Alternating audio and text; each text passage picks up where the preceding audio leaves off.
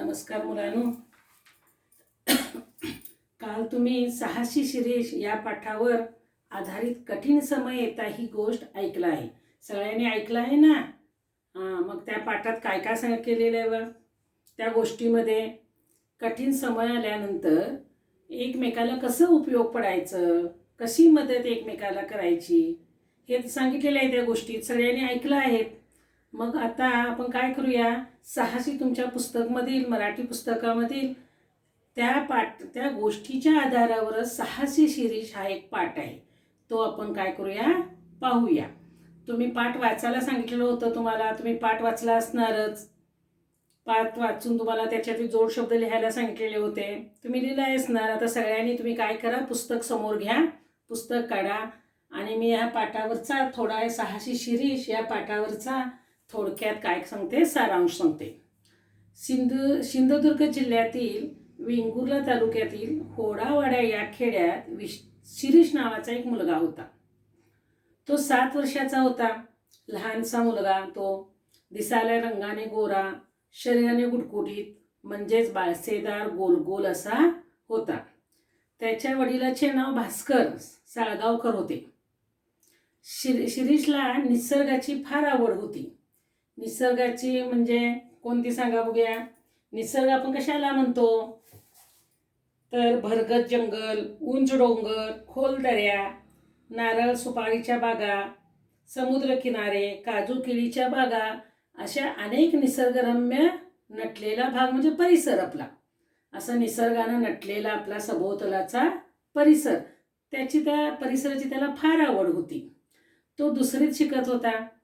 संगीता नावाची मुलगी त्याची एक छोटीशी लहानशी मैत्रीण होती. त्याच्या वर्गातलीच त्याची ती संगीता नावाची मुलगी ती मैत्रीण होती.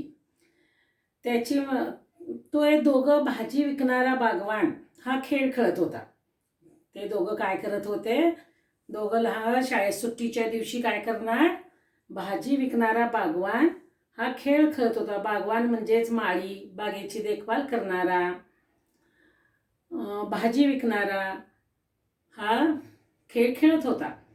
तर भाजी म्हणून ते काय करत होते, वेगवेगळ्या झाडाची पाने, छोटे छोटे बटाटे, मुळे, काकडी, फळे, छोटे दगड इत्यादी, आणि बिया म्हणून म्हणजे ज्या बिया असतात, झाडाच्या लहान लहान बिया असतात, त्या बिया म्हणजे ते पैसे असतात. पैसे म्हणजे कसं, तो एकटा काय करणार, भाजी विकायला आणायला जाणार, ते पैसे म्हणून त्यांनी बिया देणार आणि ती झाडाची पानं ती भाजी म्हणून ते विकत घ्यायचे. मग असा ते खेळ खेळत होते. आणि असा खेळ खेळताना त्यांना तर हे सुद्धा पाहिजे, भाजी विकायला तराजू सुद्धा पाहिजे. तराजूसाठी त्यांनी काय करायचे सांगा, एक मोठी काठी घ्यायचे आणि त्या काठीला अशी मोठी काठी, एक जाडशी काठी घेऊन त्या काठीच्या दोन्ही टोकाला दोऱ्यानं, म्हणजे आपल्या घरातले माचीचे डबे आहेत ते माचीचे डबे असे बांधायचे आणि त्याचा काय करायचे सांगा, तराजू करायचे. म्हणजे भाजी विकताना तराजू पाहिजे वजन करून द्यायला, तसं त्याचा तराजू करायचे. आणि ते एवढं खेळण्यात मग्न असायचे, दंग असायचे. दंग म्हणजे गर्क, धुंद, तल्लीन होणे, रमून जाणे किंवा मग्न होणे.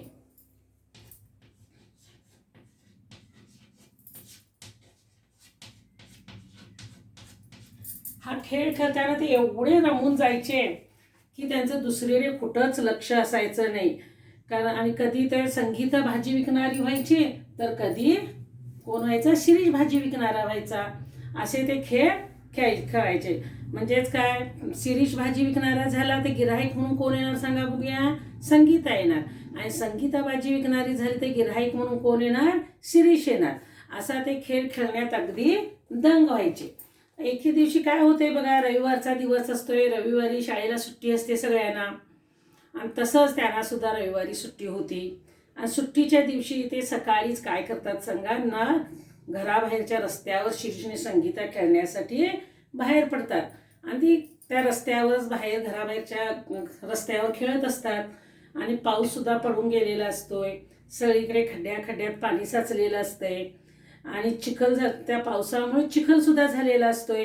आणि पावसाची थोडी उघडीप म्हणजे पाऊस यायचा जरा थोडा थांबला, मध्ये मध्ये पाऊस काय करतोय, एकदम जोराची सर येते आणि मध्ये जरा कमी होतोय.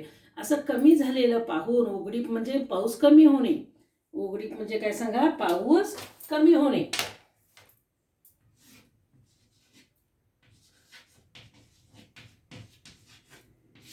उघडीप म्हणजे पाऊस कमी होणे.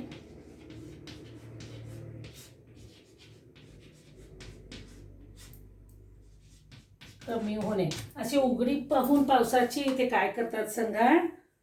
दोघेही आपल्या आईची नजर चुकवून, आईचं लक्ष असतंय, त्यांचे खेळ खेळत असतात.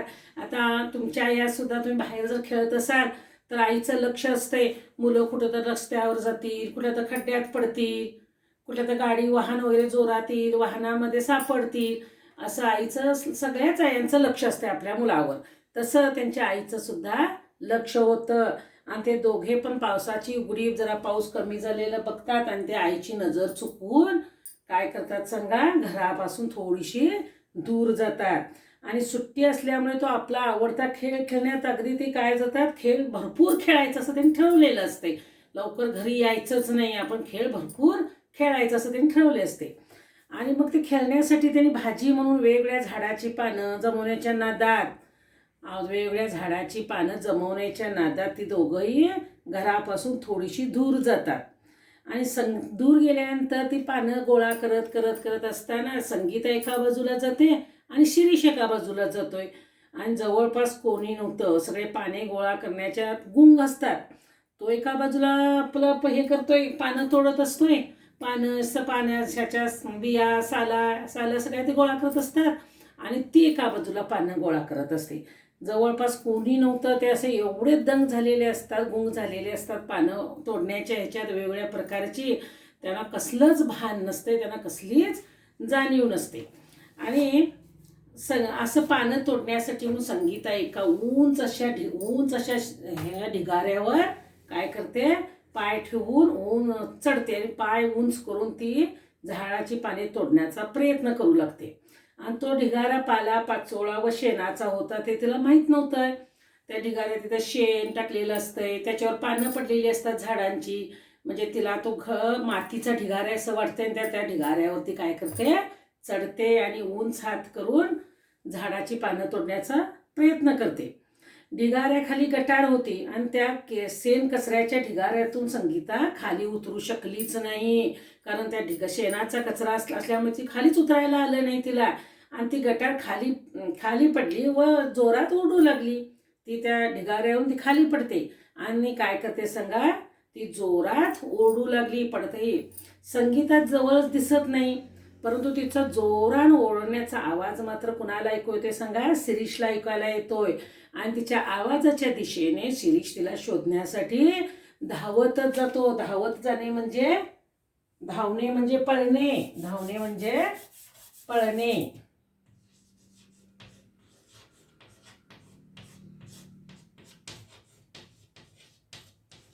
तो तिला शोधण्यासाठी अगदी पळतच जातोय.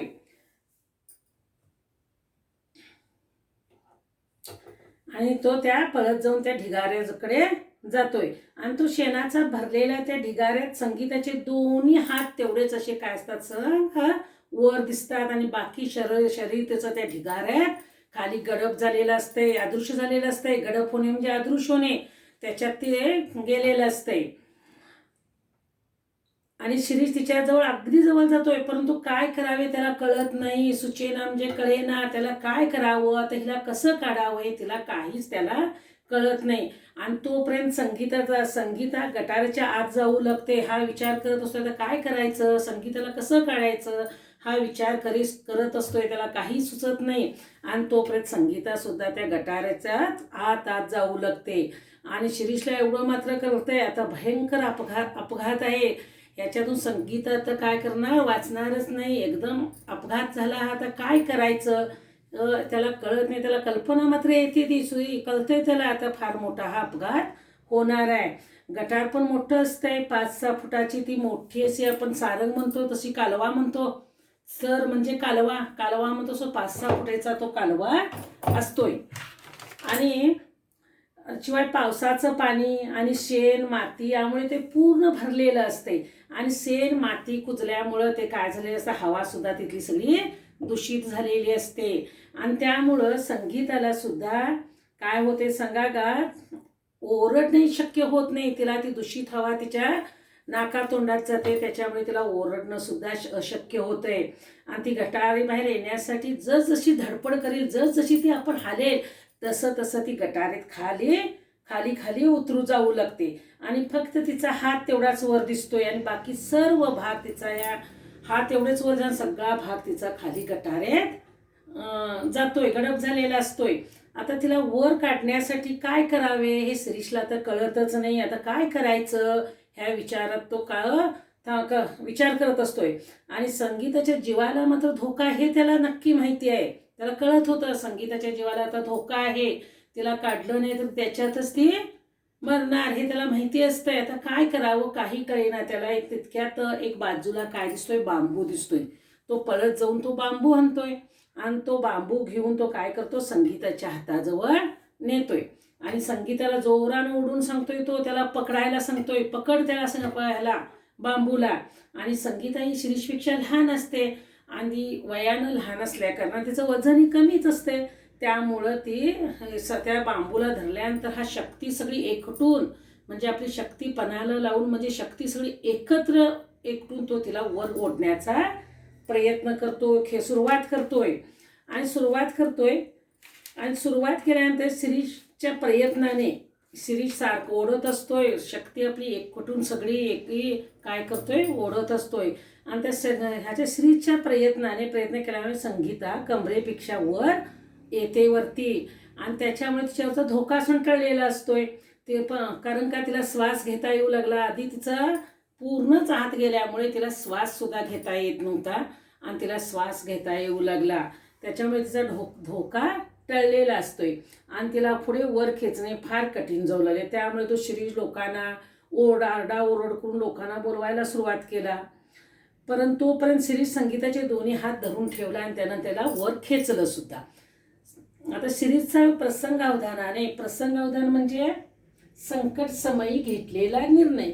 ज्यावेळी संगीता त्या खड्ड्यात पडते, संकट आलेलं असतंय, तो प्रसंग पाहून तो पटकन निर्णय घेतोय की का प्रयत्न तरी करून बघूया म्हणतोय तो आणि तो बाजूचा तो बांबू आणतोय, तिच्याजवळ नेतोय आणि त्याला धरून तिला तो वर खेचण्याचा प्रयत्न करतो. म्हणजे तो घेतलेला निर्णय त्याला चांगलाच त्याला फायद्याला पडतोय. कारण का प्रसंगावधान त्याचा पटकन घेतलेला निर्णय त्याच्या शक्तीमुळे काय होतंय सांगा, संगीताचे प्राण वाचतात आणि त्याच्या बहादुरीने म्हणजे हुशारीने त्यानं जी हुशारकी केली म्हणजे त्याचं आपलं हे दाखवलं आपलं म्हणजे संकट समय घेतलेला निर्णय पटकन त्यानं निर्णय घेतला आणि त्याच्यातून ते काम सुद्धा त्यानं केलं.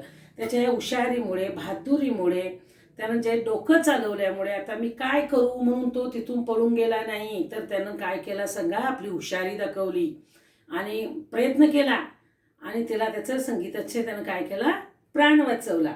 आणि त्याच्या हुशारीने त्याच्या शाळेतील शिक्षकांना फार कौतुक वाटले, सगळ्यांना आनंद वाटला. शिरीषला त्याच्या धाडसाबद्दल त्याच्या साहसाबद्दल राष्ट्रीय पुरस्कार देण्यात आला आणि वीर बालक म्हणून सरकारने त्यांचा सत्कार सुद्धा केला, गौरव सुद्धा केला. पुरस्कार म्हणजे बक्षीस, त्याला बक्षीस देऊन त्याचं कौतुक केलं, गौरव केला आणि वीर बालक म्हणून त्याचा सत्कार सुद्धा केला. काही शब्द तुमच्या पुस्तकमध्ये आहेत ते पण लिहा वहीत आणि हे सुद्धा त्या पुस्तकमध्ये नसलेले हे लिहिलेले आहेत, हे सुद्धा लिहा. आता याच्या पुढे हा पाठाचा सारांश संपलेला आहे, परंतु तुम्ही सगळ्यांनी पुस्तक काढा. या पुस्तकमध्ये सुद्धा काही प्रश्न आहेत बघा. आता पहिला प्रश्न आहे, शिरीष कोठे राहत होता. तुम्ही 2-3 वेळा जर धडा वाचला तर प्रत्येक प्रश्नाचं उत्तर तुमच्या धड्यातच मिळते, प्रत्येक प्रश्नाचं उत्तर. आणि प्रत्येक प्रश्नाचं उत्तर ह्या काय सांगा ओळीतच अर्ध असते. आता इथं बघा, शिरीष कोठे राहत होता. इथं कोठेच्या ठिकाणी आपण काय करायचं सांगा, सिंधुदुर्ग तालुक्यातील सिंधुदुर्ग जिल्ह्यातील वेंगुर्ला तालुक्यातील होडावाडा या गावी राहत होता. शिरीष शिरीष लिहायचंच, कोठेच्या ठिकाणी तो शब्द लिहायचा आणि पूर्ण प्रश्न आणि त्याच्यात लिहायचं. आता बघा, शिरीषच्या वडिलाचे नाव काय? शिरीषच्या वडिलाचे नाव काय सांगा बघूया. भास्कर साळगावकर हे नाव शिरीषच्या वडिलांचं आहे. मग शिरीषच्या वडिलांचे नाव कायच्या ठिकाणी तुम्ही शिरीषच्या वडिलांचं नाव लिहायचं. तर असंच शिरीष आणि संगीता कोणता खेळ खेळत? शिरीष आणि संगीता बागवान हा खेळ खेळत. भाजी विकणारा बागवान हा खेळ खेळत. ती दोघं कशासाठी घराबाहेर पडली होती? ती दोघं वेगवेगळ्या झाडांची पाने जमवण्यासाठी, कशासाठीच्या ठिकाणी? वेगवेगळ्या झाडाची पाने जमवण्यासाठी घराबाहेर गेली होती. सरकारने शिरीषचा कसा गौरव केला? सरकारने शिरीषचा कसा गौरव केला सांगा बघूया. वीर बालक हा हे देऊन, पुरस्कार देऊन त्याचा गौरव केला. आता दुसरा प्रश्न त्यातच, सरकारने शिरीषचा गौरव का केला? शिरीषचा त्यानं पहिला प्रश्न आहे, सरकारने शिरीषचा कसा गौरव केला? तर त्या प्रश्नाचं उत्तर काय सांगा. कसा म्हणजे शिरीषला वीर बालक हा पुरस्कार देऊन त्याचा गौरव करण्यात आला.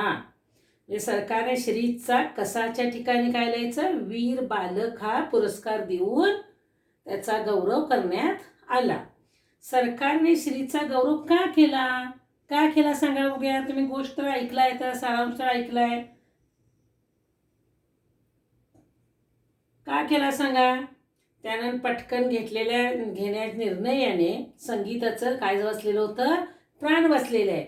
म्हणजेच बघा, त्याच्या हुशारीने त्याच्या बहादुरीने संगीताचे प्राण वाचले म्हणून त्याचा गौरव करण्यात आला. आता इकडे बघा, खालील प्रश्नांची 2, 3, 4 वाक्यातले शिरीष व संगीता खेळण्यासाठी कोणते साहित्य वापरत? कोणते साहित्य वापरत? वेगवेगळ्या झाडाची पानं, बिया, मुळे, छोटे छोटे बटाटे. ह्या ठिकाणी दुसऱ्या पॅरेग्राफमध्ये आहे बघा. हे बघा, निळ्या झाडाच्या पानांची भाजी, छोटे बटाटे, मुळे, काकडी यांना फळे व छोटे दगड व बिया म्हणून पैसे असे समजून ते खेळ खेळायचे. ह्या साहित्याचा ते उपयोग करत असत. खेळाचे साहित्य जमवण्यासाठी त्यांनी काय केले? खेळाचे साहित्य जमवण्यासाठी इथं आहे बघा प्रश्न. भाजी म्हणून वेगवेगळ्या झाडाची पाने जमवण्याच्या नादात ते दोघेही घरापासून थोडेसे दूर गेले आणि संगीता एका दिशेला व शिरीष एका दिशेला पाने गोळा करण्यात गुंग झाले. इथपर्यंत. नंतरचा प्रश्न, संगीता कोणत्या अडचणीत सापडली? संगीता आहे बघा इकडच्या पानावर. संगीता एका ढिगाऱ्यावर पाय ठेवून भात व उंच करून झाडाची पाने तोडण्याचा प्रयत्न करू लागली. तो ढिगारा पालापाचोळा शेणाचा होता आणि ढिगाऱ्यावर गटार होते. शेण कचऱ्याचा ढिगाऱ्यावर संगीता खाली उतरू शकली. ती गटारीत खाली पडली. इथपर्यंत लिहायचं. 3-4 ओळीचं सांगितलेलं आहे. आता संगीताला वाचवण्यासाठी शिरीषने काय केले? इथं आहे बघा पानावर शेवटच्या पॅरेग्राफमध्ये. तिला वर काढण्यासाठी काय करावे शिरीषला कळले. संगीताच्या जीवाला धोका आहे एवढेच त्याला जाणवत. शिरीषने पळत जाऊन, इथून लिहा, शिरीषने पळत जाऊन बाजूला पडलेला एक बांबू मोठा आणला व त्याने संगीतेच्या हाताजवळ बांबू नेला व तिला पकडण्यास सांगितले. संगीता त्यामुळे बघा इथं संगीता शिरीषपेक्षा लहान होती, त्यामुळे वजन थोडे कमी होते. त्याने सर्व शक्ती पणाला लावून तिला वर खेचण्यास सुरुवात केली. इथून लिहा, शिरीषने पळत जाऊन बाजूला पडलेला एक मोठा बांबू आणला व त्याने संगीताच्या हाताजवळ बांबू नेला आणि तिला पकडायला सांगितले. त्याने सर्व शक्ती पणाला लावून तिला वर खेचण्याचा प्रयत्न केला. आता संगीताला वर खेचण्यास शिरीषला कोणती अडचण आली? नंतर त्याला कोणती अडचण आली सांगा बघा शिरीषला वर खेचण्यात?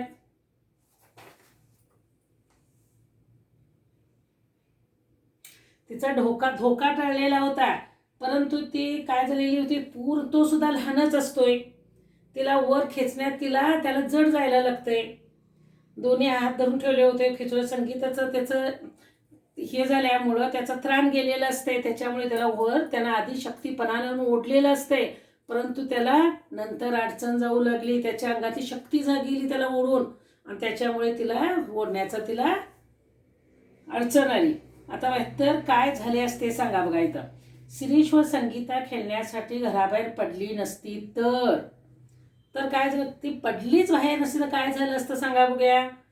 हे अपघात हा घडलाच नसता, संगीता पडलीच नसती त्याच्यात. संगीता संकट असताना तेथे शिरीष जवळ नसतात तर काय झालं असतं, संगीताचे प्राण गेले असते. शिरीष ठिकाणी तू असतास तर मीही त्यांचे प्राण वाचवले असते. आता ह्या ठिकाणी नमुन्याप्रमाणे शब्दांची अंताक्षरी तयार करा. आता एखादा शब्द सांगितलं तर शेवटच्या शब्दाचं शेवटच्या अक्षरावरून शब्द तयार करायचा. आता इथे पहिला शब्द आहे, उदाहरण दिलं पिशवी. आता शेवटचा शब्द काय, वी आहे. वी पासून इथं काय आलं, वीर आला. इथं र शब्द आहे, इथं रचना आली. इथं ना आलंय, नामदार आलं. इथे र आलंय, रत्नाकर. आणि र आलंय, रघुनाथ. इथं थ आलंय, थवा. नंतर इथं वा आलंय, वामन. आणि न आलंय इथे नर्मदा. म्हणजे कोणत्याही शब्दाच्या शेवटच्या अक्षरावरून दुसरा काय करायचं सांगा, शब्द तयार करायचा. आता विचार करा, नम्रता आलं. नम्रता जर शब्द आला तर नम्रताच्या पुढे काय येणार सांगा, शेवटचा अक्षर ता येणार. त्याच्यावर आम्हाला अनेक शब्द येतात. तारा येते की नाही, तारा येते. आता रा वर्ण आणि आला शब्द, रा आला, तारा. रा वर्ण का, राम येते, रावण येते, राहुल येते. तुम्ही कुठलेही शब्द सांगू शकता. शेवटच्या अक्षरावरून अंताक्षरावरून दुसरा शब्द तयार करायचा. आणि हे असं तुमच्या वहीत करा. प्रश्न उत्तर लिहा, पाठ 2-3 वेळा वाचा. नंतर नवीन शब्दाचे अर्थ लिहा, प्रश्न उत्तर लिहा. आणि नंतर अंताक्षरीचा खेळ सुद्धा तुम्ही लिहा. कुठलाही शब्द घ्या, सुरुवातीला त्याचे एक शब्द घेतला तर एका शब्दावरून भरपूर शब्द तयार होतात. पहिल्यांदा एकच शब्द घ्यायचा. आता थवा घेतला समजा तुम्ही, थवा. वावरनं अनेक शब्द, थवा, वाला. वावरनं अनेक येते, वामन येते की नाही, वाचन येते. वावरनं वाचन आलं. वाचन न वर्ण तर काय ना, नळ येते. ल वर्ण काय येईल ते तेल घ्यायचं. म्हणजे असं एकूण शेवटचं अक्षर. हे आता इथंच बघा, आता रमून आहे इथं, रमून. म्हणजे शेवटचं जे न अक्षरावरून दुसरं अक्षर तयार करायचं. न वर्ण काय येणार सांगा, न वर्ण काय पण, नम्रता येईल, नलिनी येईल. काही पण तुम्हाला ह्या अक्षरावरून तयार करायचं. आता इथं पण बघा, स वर्ण तुम्ही काय केलं, धाड स सांगितला पहिला शब्द. आता धाडस हा शब्द सांगितल्यानंतर पहिला एकच शब्द घ्यायचा. त्या एका शब्दावरून अनेक शब्द तयार करता येतात. त्याला अंताक्षरी खेळ म्हणतात. ते तुमच्या वहीमध्ये एखादा शब्द घ्या आणि शब्दावरून तो अक्षर तयार. आता धाडस, स वर्ण इथं आलं बघा, सहाशी आलं की नाही, स वर्ण सहाश येते. आणि स वर्ण काय येते बघा, सकाळ येते. त्या शब्दावर किंवा सत्कार येतोय. सत्कार आलं की र वर्ण आणि लिहायचं, रमा येते की नाही, रमा येते. परत रत्नाकर येते. अशा या शब्दावरनं तुम्ही एक शब्द घेतला की पुढचे शब्द भरपूर असं शब्दसंग्रह तयार होतोय. तो तुमच्या वहीत करा. थँक्यू.